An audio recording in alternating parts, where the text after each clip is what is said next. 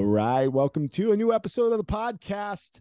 I've got Carlos Mendez with me. He's a former Navy SEAL who served on SEAL Team 1. A couple of deployments out there, Southeast Asia, Iraq, Central America, Afghanistan.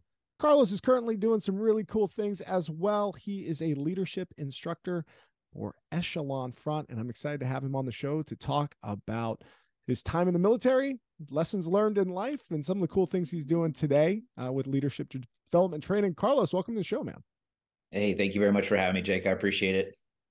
All right. So I've had a handful of, Marines, always a Marine, right? I've learned that you can't say former or retired. Yeah. I've had a handful of SEALs on the show as well.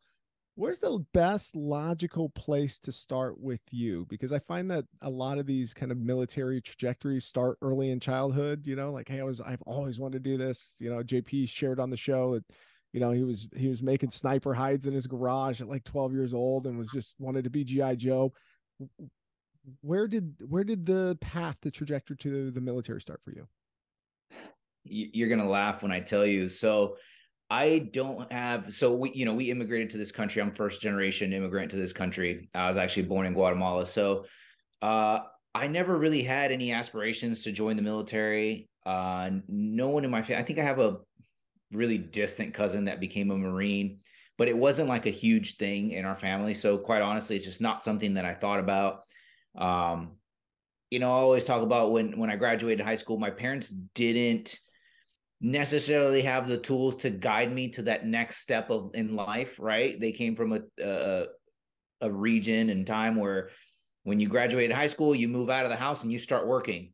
So, that's what I did. I was just working construction Monday through Friday. I worked at a pharmacy on the weekend. So I was working 7 days a week, not really sure what I wanted to do with my life. And I worked at a drugstore on the weekends at the pharmacy. It's called Long's Drugs. I'm probably dating myself, right? CVS bought them out. They don't exist anymore. But I worked at Long's Drugs, and we used to rent VHS tapes out. Once again, I'm probably dating myself. Just in that random corner of the pharmacy that just had like new releases and then like 3 videos that were all like Top Gun. Absolutely. Yeah. So it was just like these random movies that we had. You're right. It was one wall of videos. So Saturday nights when I was done with my shift, I'd go and grab a movie, and I just happened to pick up the movie Navy SEALs with Charlie Sheen one day. No joke. And I watched that movie and I was like, man, this is pretty cool. Like, is this an actual job? And so I remember that movie made a big impression on me, and I went to the library to look it up to make sure that this was an actual real profession. And when I realized that it was, I marched right into the recruiter's office and I said, this is what I want to do. So it was literally within like a 2-week period.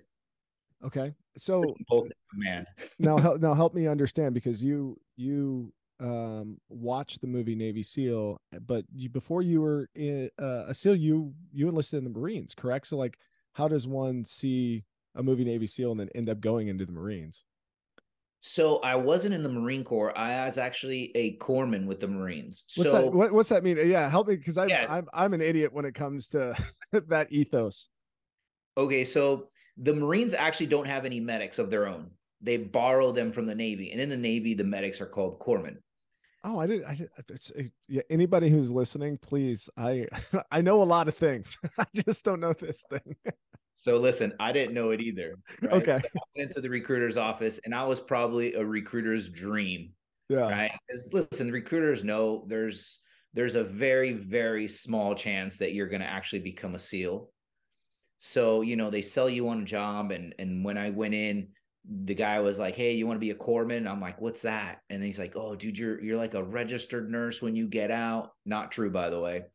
So I'm thinking to myself, okay, when I get out of the Navy, I have some skills to fall back on. I'm like, yeah, that sounds good. I'll take that job.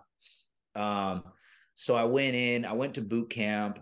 And when I went to boot camp, I realized that for whatever reason, it was one of the few years, if not the only year that they did it, they cut off. So there were only certain jobs that you can have in the Navy where you can go to BUDS, which is a selection process to get into the SEAL teams.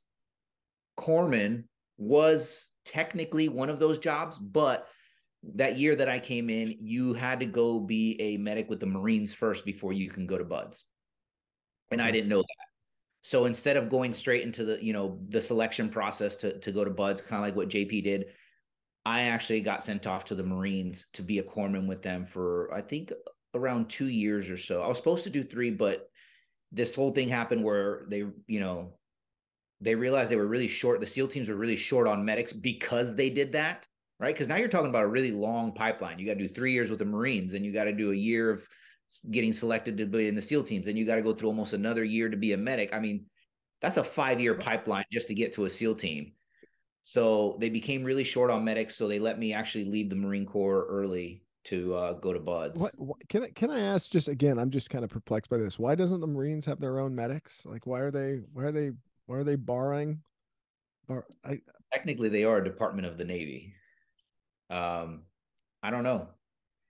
okay. I don't know why they don't, to be honest with you. But I think logistically speaking, it's just much easier just to borrow them from the Navy, right? Because the Navy's already got that infrastructure because all the hospitals are naval hospitals. Oh, So sure. yeah, I think it's just logistically easier. Okay. Yeah. That's just my guess, by So the then you way. so then you do 2 years with them. You find your way back over, and then what's it like getting? Do you just like kind of throw your name in and you say, "Hey, I want to be selected for this," or do you have to go navigate to the right individuals and be recommended? Like how does that process work? Yeah, so it's an actual application process. So you got to put an application in. I forget, I think you may have had to have like a recommendation or two. And then you take a PT test, right? Where it's like a run, a swim, some pull-ups, sit-ups. Um, and then you put your package in and you just wait to get accepted. Mm, Um, it's an extremely competitive process now. It was back then when I came in, but not nearly as much as it is now, right? Because now everybody knows what Navy SEALs are. And so you've got tons and tons of applications. So if your application doesn't stand out, it's tough to get in. But somehow I made my way in. I got accepted. So that's how I ended up going to Buds. oh, very good. And then what happens when you get there? What's Bud's like?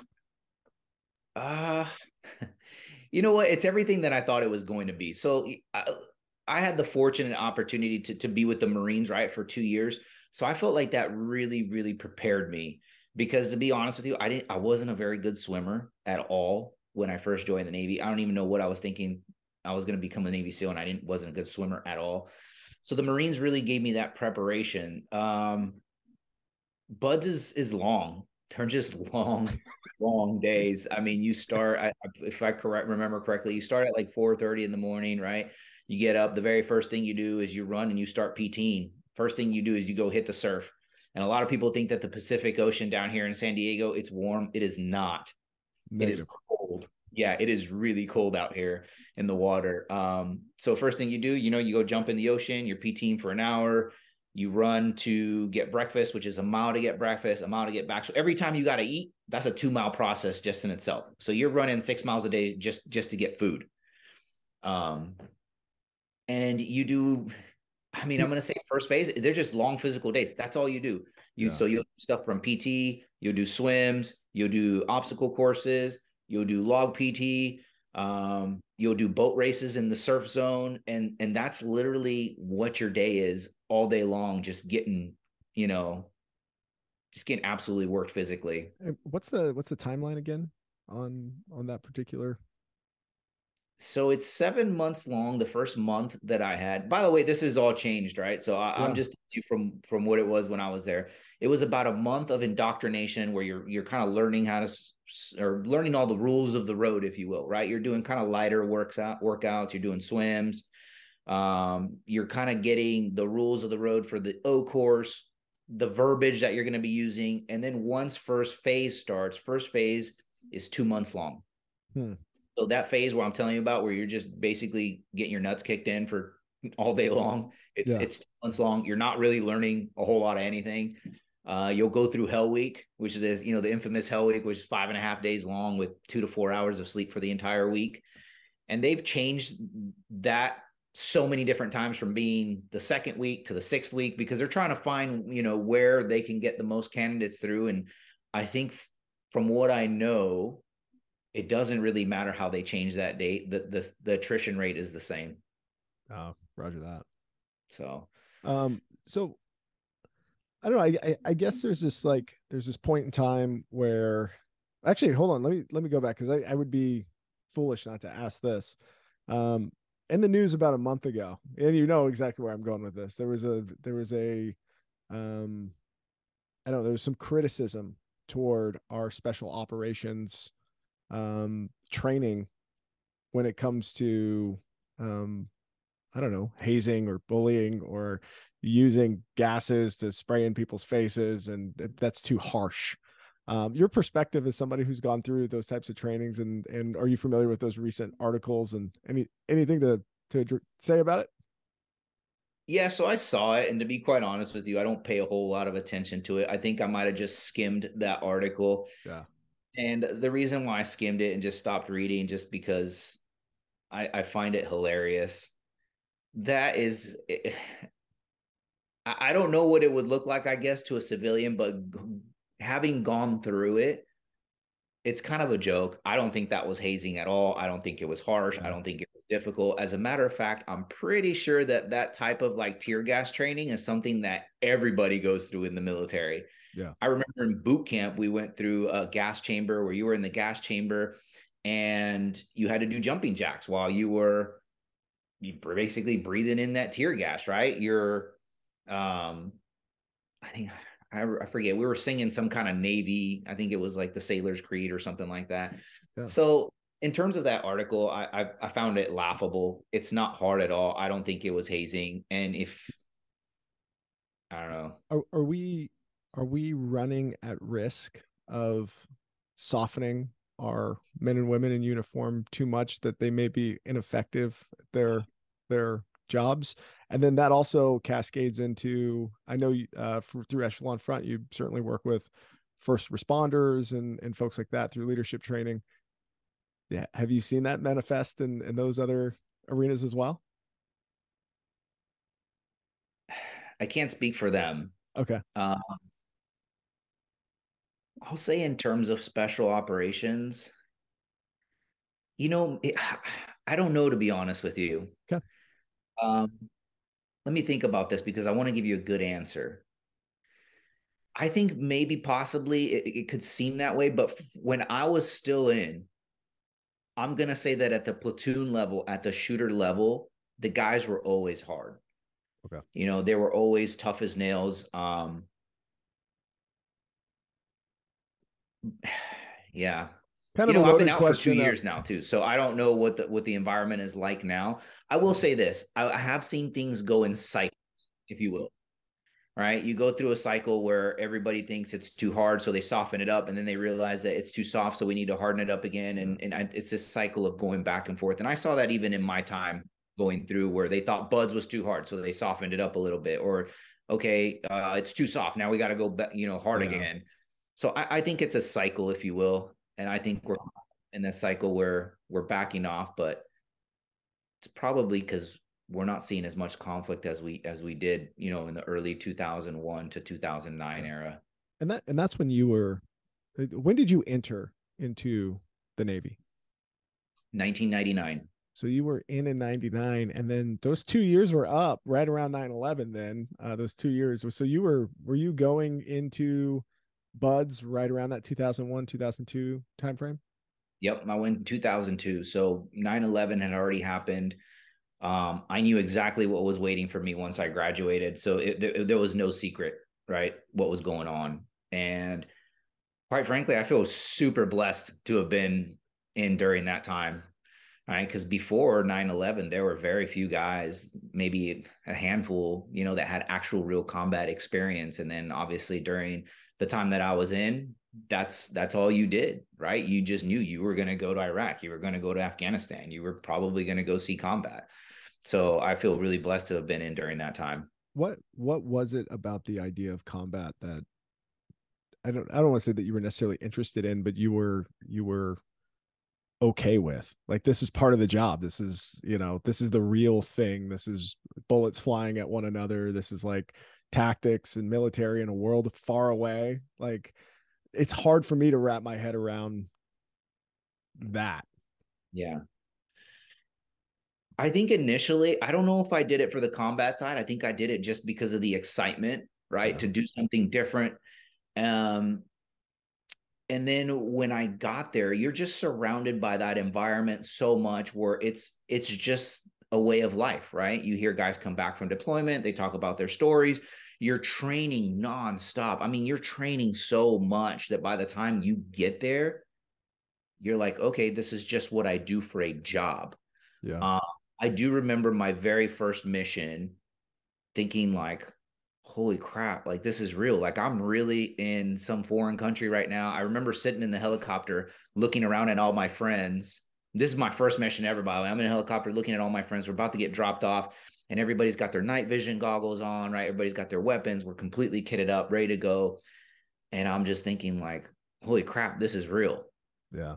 And I just kept thinking to myself, like, I can't believe I'm in this part of the earth and I'm about to do this mission, and this could potentially. And I think that's probably the first time that I thought in my head, like, holy crap, these are going to be real bullets now. Yeah. For And it's funny because I'm thinking all these things on the helicopter ride, but I remember that once we landed, basically your training takes over.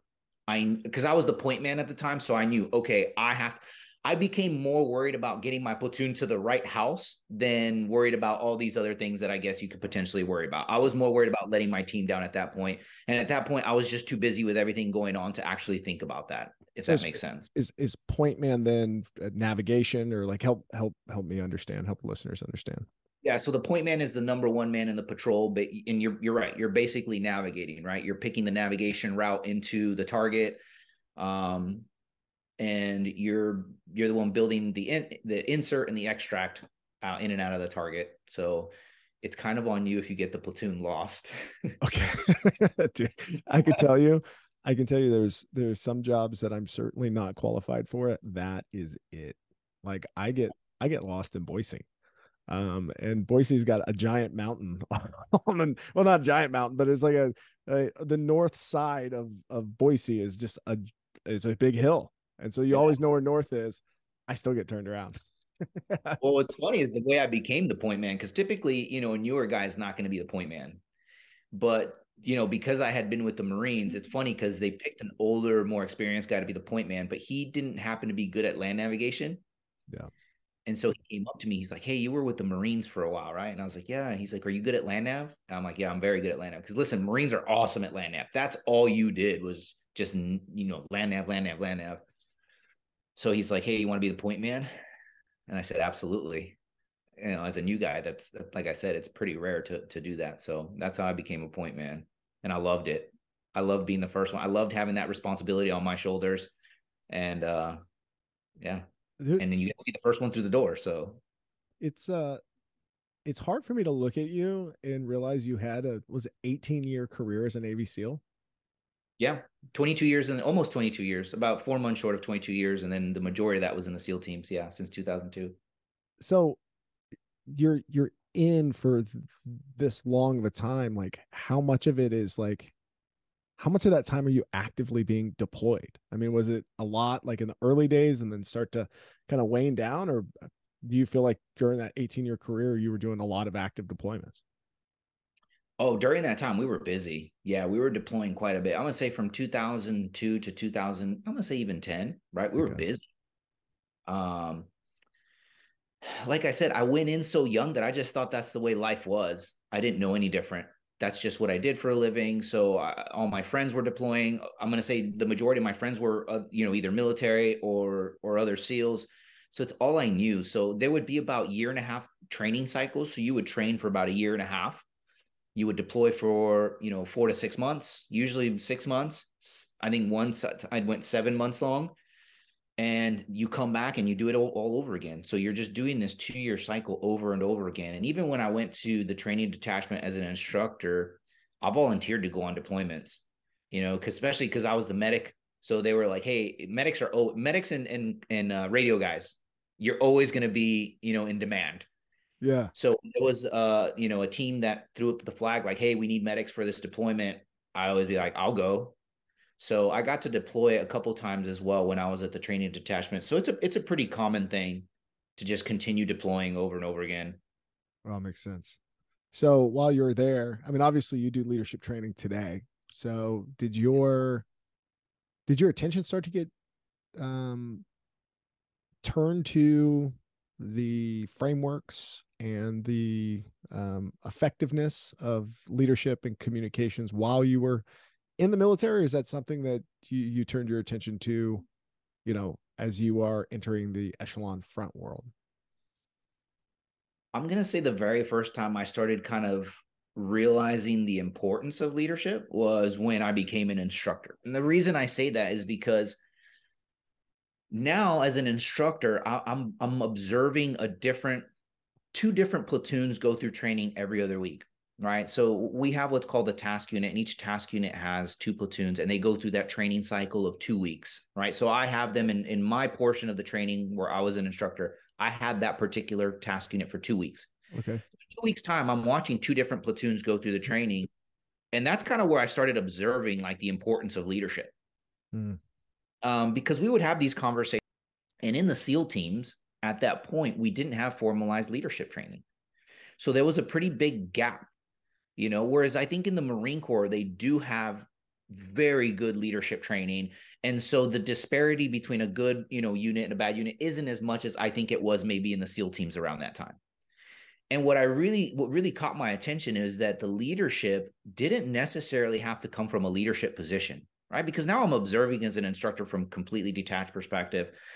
And what I realized is there were some platoons that had a horrible number 1 and 2, but they somehow crushed the training. And the reason for that is because there was leadership somewhere like middle of the platoon, right? Middle management, some E5, E6, we call it the E6 mafia, right? And if those guys were strong, it didn't matter that the number 1 and 2 sucked. They just carried the rest of the platoon because they just had that type of influence up and down the chain of command and, peer to peer. And it was also where I started doing some reflection on myself, because I started realizing that I wasn't actually a really good leader.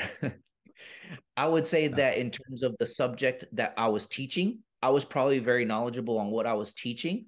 And I thought that that was enough to make me a good instructor, but I wasn't very patient. I wasn't very empathetic. And looking back at it now, I could have been such a more effective instructor had I had more leadership training, or had I had that. And I think where I started really realizing it is when I started observing some of the other more senior instructors, Jocko included, right? Jocko's the CEO of Echelon Front, where I never really saw them yell at guys. I never really saw them, be condescending to them. And I liked the way they were respected. I liked the way people reacted to that sort of leadership. And I started kind of realizing that I wasn't a good leader. And so I started emulating that. In what years were you observing this? This is where you were an instructor in 4 SEAL teams in San Diego, right? So I'm going to say this is around 2008, 9-ish. Okay. I'm 28, 29 years old. And then when I left that training detachment is when I really started doing a lot of reflection and realizing that I wasn't the type of person that I wanted to be. And the big reason for that is, I grew up very old school. My stepdad, I call him my dad. He raised me. He's from Czech Republic. Okay. When it was Czechoslovakia still under communist rule. So he escaped that country and immigrated to the United States. His story is, by the way, is pretty phenomenal. But he raised me very hard, like super hard. And it was like yelling, right? And that's how I thought leadership was. You yell and you establish your dominance. And I got to the SEAL teams. Guess what? The SEAL teams, when I got there, were very old school too. You do what you're told, you shut your mouth, you keep your ears open, your mouth shut, you do what you're told, and people are yelling at you, and you take it with a grain of salt and you move on. And so that's how I thought leadership looked like. And is it effective sometimes? Sure. Well, I think there's more effective ways once I started observing. Well, it's kind of that yin and yang though too. You need to be able to have that thick skin. It seems like could you imagine a reality in which you received the I don't know what you would consider better leadership today? Do you think that would have made you a different soldier? Do you think do you think your approach to things would have been different? Do you think, I don't know. I know that's a what if kind of question, but Have you contemplated what it would have been like if you would have received that kind of empathetic leadership early on? Um, Not really. As a matter of fact, I think I appreciate it more. Yeah. Uh, because now I feel a lot more well-rounded, right? I've seen what works and what doesn't. And I talk about the example of my stepdad, right? Because my stepdad ruled with an iron fist. And was it effective at first? Sure was, right? Because I was scared of him. But at one point in my life, like when I became a teenager, I stopped being scared of him because you create someone that's so hardened, right? Yeah. And I kind of used to joke around it, but I still do with him. I was like, you created this monster, right? Where I Yeah. grew really thick skin. I grew really thick skin and I wasn't scared anymore. And now I'm like, I'm not scared anymore. So now what are you going to do? Because that fear is not there anymore. Um, and then I saw it in the SEAL teams too. Is it effective up to a certain point? Sure. But I think there's a better way, right? There's a balance. Um, and that's kind of where I started really exploring that balance was after the training detachment, because like I said, I didn't like the person that I was at that point in time. Yeah. So then how did you, yeah, so you're, on your way, say, out of um the SEAL teams, did you already know that you were going to go and work with Echelon, or how did that relationship with Jocko bud into something that you decided this is what you wanted to do moving forward? So I had, once again, it was not something I planned to do. Obviously, I'm really good friends with JP. So JP had talked about what he was doing. And to be quite frank, I wasn't 100% clear on what it is that they were doing. Right. In my head, I'm thinking to myself, all right, they're telling war stories here and there and doing some business applications. Not really what I want to do. Yeah. Actually, when I got out of the Navy, I became an investment banker. So I went to business school and I became an investment banker. One, I really like math. I like numbers. Um, Where'd you go to school? for business school, I went to UCLA. Oh, nice, nice. Yeah, I'm real familiar with the Westwood area.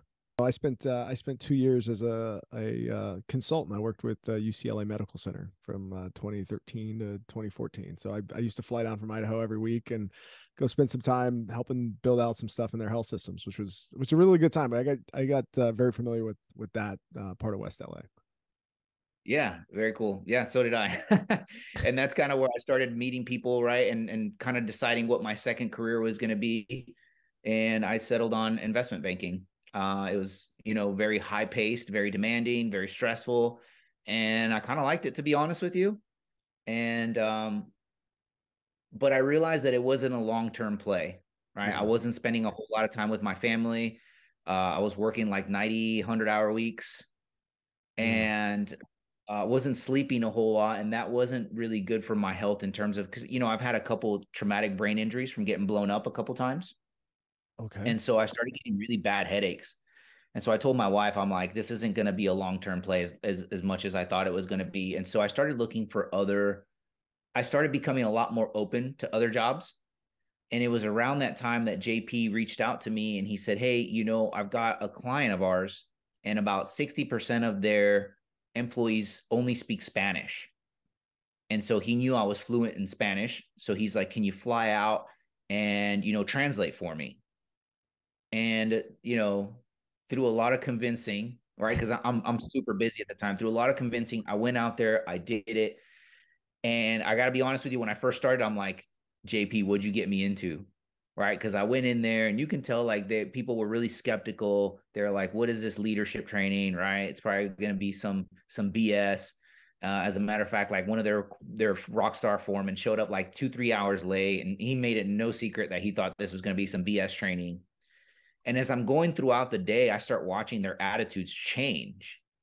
And now I'm starting to watch their attitudes change. They're participating more. And now they're taking notes. And at the very end of it all, when I listened to their debrief and talk about all the different lessons that they learned and how they were going to apply it, I was like, man, this is legit.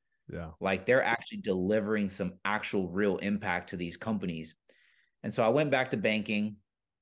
And as I'm building these spreadsheets, at 3-4 in the morning, um, I get a couple messages from a couple of the people that I worked with. Their CEO is one of them, and a couple other people saying like how much that really, you know, changed their culture. Right? They're like, hey, our culture is slowly starting to change. The impact was huge.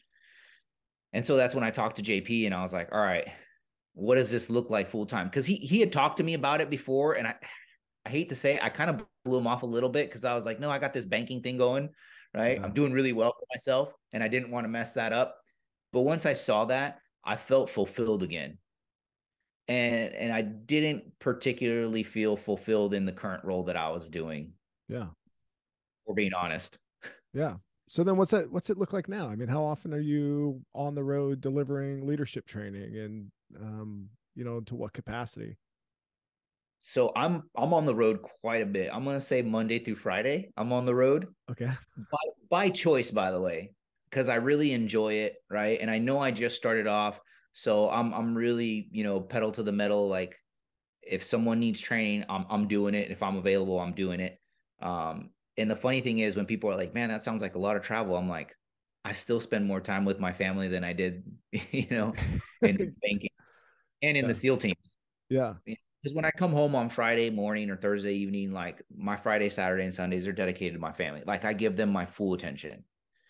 So I really enjoy it. I'm on the road quite a bit. So yeah, What's it? it doesn't feel that way though. You know what I mean? Because I'm Yeah. enjoying it so much. Just being in this space of the 2 years with Echelon Front, right? Somewhere along Mhm. there.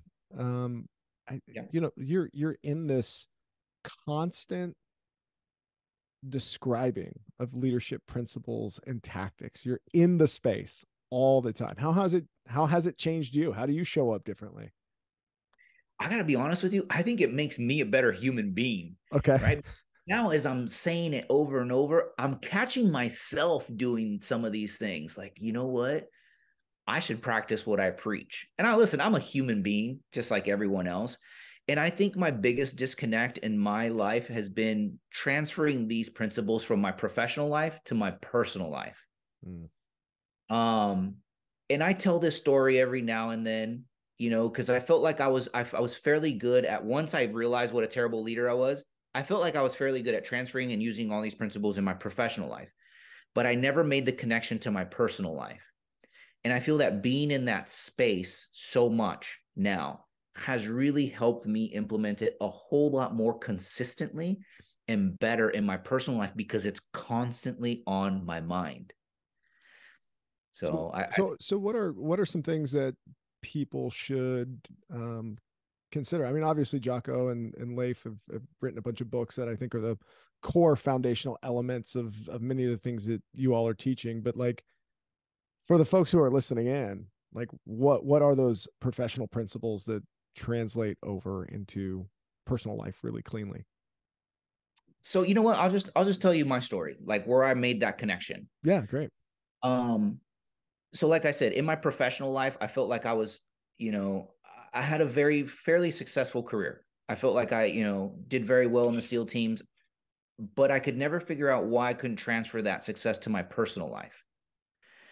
And I always talk about one of the things that we talk about in Echelon Front is being detached, right? Detaching from your emotions in order to be able to make good decisions. Because when we're emotional, we never make good decisions. We don't make good decisions. We don't have productive conversations with people. And I'm going to say that one of the biggest lessons that I learned in SEAL teams was the power of detachment, right? Because you're overwhelmed when you're doing these training missions, when you're doing these real world missions. There's so much going on, so much going on, and it's so stressful that it can become very easy for you to become overwhelmed. So that's when I started realizing, like, okay, I need to detach from my emotions and I need to prioritize and execute. One of the other laws of combat that we talk about. And prioritize and execute is the ability to detach from your emotions and realize what problems need to be solved right now and what problems can wait until later. And one of those things, and so there's a process that I go through in my head, like, hey, time, resources, biggest impact. Those are all the things that are going through my head as I'm trying to sort out what needs to be solved now and what needs to be solved later. But there's one that I talk about that's sometimes overlooked, and it's what do I actually have control of? Mm. Right? Because as human beings, we have the tendency to worry about things that we don't have control over. And the problem with that is, as human beings, we only have so much bandwidth. And so if we're using up all our bandwidth for things that we can't control, we don't have any more for things that we can control. And that's one of the things I learned in the SEAL teams, right? As I'm trying to sort through all these different problems, I don't have control over that. I'm not worrying about it. But here's what I can do. Here's what I can control. And so for me, we talk about red flags, which is what is telling you, hey, you need to detach from that situation. And in the SEAL teams, my red flag was always I became overwhelmed, and I literally had the thought in my head, screaming in my head, I don't know what to do right now. And I quickly learned that when I have that thought, it's because I'm not detached from my emotions, right? And I can't problem solve because I'm too emotionally involved. Mm. So in my personal life with my wife, who is a phenomenal human being, um, in the SEAL teams, listen, marriage is hard, but if you're in the SEAL teams, it's even exponentially harder. Sure. There was a point in our relationship where I was like, I don't know what to do. I don't know what to do anymore. I don't know why we're fighting so much. Even though she's an amazing human being, like I love her to death, but why are we having this friction? Why are we having this problems? Why can't I fix this problem? And that's when I realized, like, hey, I felt this feeling of helplessness and frustration before. And it was on like during training, during missions where I was overwhelmed. And I was like, okay, I'm going to go through that process. I need to detach from my emotions and go through that process. So I started going through my process. Is it a time issue? No. Is it resources? No. Is it biggest impact? No. But it was, what things can I actually control? And it wasn't until then when I realized, okay, can I control my wife's attitude? Can I control her actions? No, I absolutely can't. But you know what I can control? I can control myself. I can control myself. And it was from that point on where I made the decision. And listen, it's a decision. I promise you, it's a decision. I made the decision to stop worrying about what my wife did wrong in my head, right? Or what I thought her shortfalls were. I stopped worrying about that. And I started worrying about only what I can do to be a better husband. And that's it. And I started finally, for the first time in my life, implementing all these things that I've learned in the SEAL teams into my personal life. Let's say, for example, cover and move. We talk about cover and move, which is, having people's backs, building relationships with people, building leadership capital with them. And so I started doing that. Hey, you know what? The dishes didn't get done. The dogs didn't get walked. No problem. I got it. Hey, if there was a misunderstanding, you know what? That's on me. I didn't explain that properly. So I started taking ownership of all these things in the past that I didn't in my personal life, which is crazy, right? Because all these things that I'm talking about that I started doing, that was me at work. Yeah. Like I felt like I was a great teammate. Like anything you asked from me, I did it. You got it. I would take the shirt off my back for you. Anything you needed, I'm taking ownership. Yep, it's my fault. No problem. I made a mistake. I immediately took ownership. But I didn't do that at home for whatever reason. I Yeah. don't know why. Maybe I'm just an idiot. I never made that connection. Guilty here. Dude, you're speaking right to my heart, man. And for And I got to be years. honest with you, dude, Yeah. like when I first started doing that and I made that decision, my wife didn't exactly say like, "Oh man, this is awesome." It was more like, "What are you doing?" Yeah. I've had that before. Yeah. I've gone um a while of just kind of complaining about stuff and not, being frustrated or begrudging, or like every time I clean the house, there's like a problem. Like Yeah. I'm over it. I'm mad now. And now I'm doing the thing, as opposed to just like, all right, this is just, this is just the constant work that just needs to get done and needles that need to get moved. And I'm here, like, let me do it. With a good attitude and the perspective of teamwork. For some reason, I approached so many tasks for so many years, so adversarial for whatever reason, instead of just trying to be helpful and loving and show up and set a good example. Yeah. And like I said, her first reaction was, "What are you doing? What do you want? And where's my husband?" Which is embarrassing to say now because I was that person at work, but I wasn't at home. And through time, I started realizing that she was starting to emulate some of the things that I was doing. And at one point, we had like a disagreement about something. And, I did my thing. I took ownership. I was like, you know what? This was my fault because I could have done this better. And she's like, you know what? I could have done this better too. And I was like, oh man, that was awesome. And at one point, I remember going into her car and her Apple Play hooked up to her vehicle. And she was playing Extreme Ownership on there, the book, Jocko's book, on audiobook.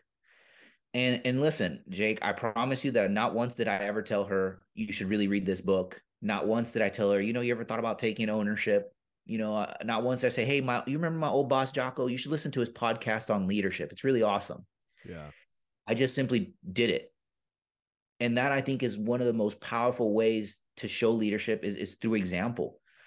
And it's, I'm not saying our marriage is perfect, but it is night and day from what it used to be. And we were actually just joking. We just got back from a trip to Belize, and we were talking about like, hey, like we did really good on this trip. Like, Yeah. not once did we argue. I mean, and there was a lot of things that went wrong. I'm talking delayed flights, canceled flights, a lot of things that really went wrong on this trip. But it was probably the best trip we've ever had in terms of like, hey, none of us got upset. We took ownership. We were looking for solutions instead of pointing fingers. And when that other person in your life starts doing it too, that's what it really becomes something pretty amazing. So in terms of like where I've seen it in my personal life, that to me is probably the biggest example that I can give you. Yeah. No, I absolutely love that. And, zooming up like globally, I know that, there's jokes every now and then, and especially it's like popped up on Rogan or whatever when Jocko goes on there. But people say like Jocko for president, like Jocko for president, and I don't hate the idea, but but I think the sentiment is actually, hey, the qualities of this individual, what they're espousing around taking ownership, being transparent, showing up as a good leader. Like we are a country starved of leaders that will own things and stop lying to us and be transparent with what's going on, and not maybe baby us. And I can't help but think that what you're doing right now puts you in a great position to maybe venture into politics one day. Is that something that you've ever thought about, Carlos? Uh,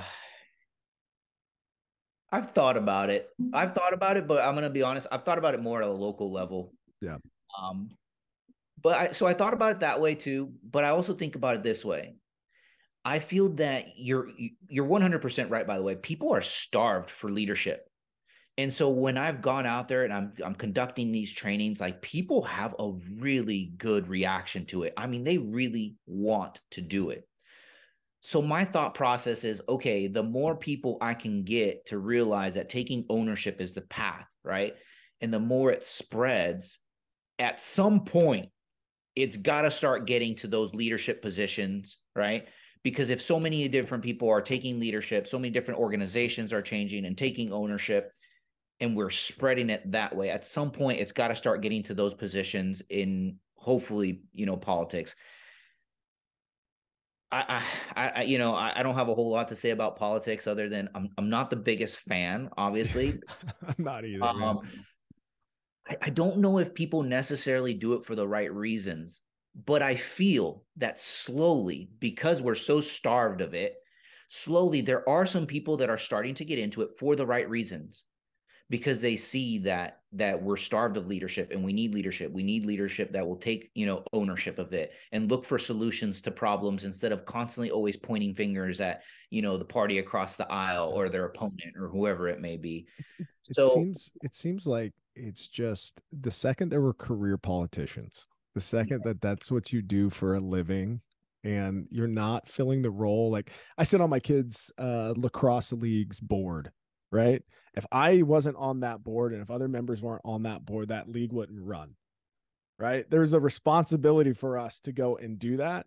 Politics today, it just doesn't seem like there's always going to be somebody who went and got a law degree or poli sci degree that wants to line up for one of these positions because it's kind of cushy, it's kind of nice. It's like a, I don't know. It's not necessarily as much as it doesn't seem like most of the folks who got into it are doing it from like a deep social responsibility standpoint. But although that may be what the original seed was. yeah, I do think that you would be a much better politician if you actually had life experience doing something else. Yeah. I really do. Whether it was running a business, whether it was, I don't know, being in the military, I do think that would make you a more well-rounded politician. I don't know if that would be the solution to the problem, but yeah, I can't see being. I think that once you become a career politician, it becomes a game, Yeah. and you're doing it for the right reasons. And listen, I could totally be wrong, but yeah. Well, as we're starting to put a button here on the show, what yeah, it's hard for me to imagine somebody in your position who's focused on leadership training and visions and goal settings doesn't have goals of your own for the next, couple years, this coming year. What's life looking like for you? What are you excited about? What are you working on personally, professionally? What fires you up into the new year? So I'm going to say that my current biggest leadership challenge is my 15-year-old son. Okay. So right now, personally speaking, I feel like my wife's relationship and I is a place where I'm really, really happy with it. And now I want to start building that relationship with my son, Yeah. right? I want to start passing on all these lessons that I've learned onto my son. And it's kind of a hard thing to do because I feel like sometimes when I tell him things, I feel like it's in one ear and out the other. Well, and he's at that rite of passage age too. That 12 to 15-year-old, like, Know it all. have the transition from a boy to a young man. That's a tough part of life. I'm sure you remember it as well. Oh yeah. Oh yeah. And I don't skip over that fact, by the way. I Yeah. know it's there, and I'm hoping that all these things that I've taught him eventually. And you know what? Here's the thing. When other people talk to me about my son, they're like, "Oh my God, your son is, he's so respectful, he's so this, he's so that." And I'm like, "My son?" So I'm like, okay, cool. So it is getting through to him, Yeah. right? He is that person. And maybe I don't see it all the time, right? Because he gives me that teenage attitude. And I'm just like thinking, but when he goes out there and he's dealing with his teachers, his coaches, and all these other things, the feedback I'm getting is, hey, he's really respectful. He's receptive. And I'm like, okay, he's getting it. He may not show me, right, that he's getting it at times, but he's getting it. And then let's see, professionally, I'm really enjoying what I'm doing right now. I'm really enjoying what I'm doing right now, but there's a small part of me that kind of misses being a practitioner as well, right? Because there's teachers and practitioners. So I felt like throughout my time in the Navy, it was a constant practice, right? And in the SEAL teams, let me tell you something, you're getting a ton of practice because I always say that in the SEAL teams, it amplifies who you were as a human. So everything is in the extremes. When you're a SEAL, everything is in the extremes. If you were a really awesome person to begin with, I'm going to say you're an even better person after the SEAL teams. If you were a crappy human being to begin with, you're probably even crappier in the SEAL teams because now you got confidence and all these other skills, right? It amplifies who you are. So the leadership challenge in the SEAL teams is constant. You're dealing with people from all different backgrounds, cultures, attitudes. You're dealing with very strong personalities. Now that I'm teaching it, I miss the practitioner part of it a little bit. So, I've been tossing around the idea of, purchasing a small business here and there Yeah. and being able to do both, like being a practitioner and taking, because I feel like that would make me a better teacher as well. Because I'm seeing these problems firsthand in the business world. And now I'm able to kind of discuss them with my clients and people that I'm dealing with. So that I'm saying professionally, that would be the next horizon for me. I love that, man. I absolutely love that. That's exactly what it should be, is acquiring knowledge, reflecting on that, applying it, reframing, and that's a beautiful thing. I think a lot of folks might just be maybe not as inspired as you are to go out and implement more, and be in the trenches more, if you will. All right, man, did I miss anything as far as things that you'd like to talk about, or share with our listeners? And then where can folks go to find you, and where are you out and about in the next couple months? Yeah, I mean, so in terms of our training, echelonfront.com, you can just check out all our training that we have there. We have everything from, 2 to 3 day leadership conferences. We have field training exercises, which I love, which is like the actual hands-on application of these. So I like to talk about it in terms of like, hey, the training that we do, right? That's like the classroom time. The books are like the textbook. But when you do these field training exercises, that's like the laboratory, like a chemistry or biology class, right? You have the class, you read the chapters, but then you go actually put it into practice. We have that. I am out and about. I'm actually traveling to Geneva next week. So, Echelon Front starting to go worldwide. I've actually traveled out of the country a few times now. So people around the world are starting to get wind of Echelon Front's training. So I'm headed there next week to do some training out there. And then from there, I'll be in Chile, Santiago, Chile for some Wow. training in Spanish. So that professionally, that would be another horizon, right? I need to really start sharpening up my teaching skills in Spanish. because even though I know Spanish, a lot of the vocabulary that I use now, because it's a lot of business vocabulary, is not something I grew up speaking, right? When you're Right. at home speaking business language. So that's another area that I'm looking to expand into and try to improve. But yeah, that's what my life looks like for the next couple months. Is Well, there anything Carl, else? no, man, Carlos, it was a pleasure having you on. I'm glad Yeah, JP connected us. likewise. I'm such a big fan of what you guys are doing out at Echelon Front. I'm a fan of talking to folks like yourself who have lived a life of the service and training and experiences and can deploy that on civilians like myself and the listeners. So thank you for your service. Thank you for your time, my man. And looking forward to the next time you and I get an opportunity to chat. Yeah, sounds good, brother. Take care of yourself.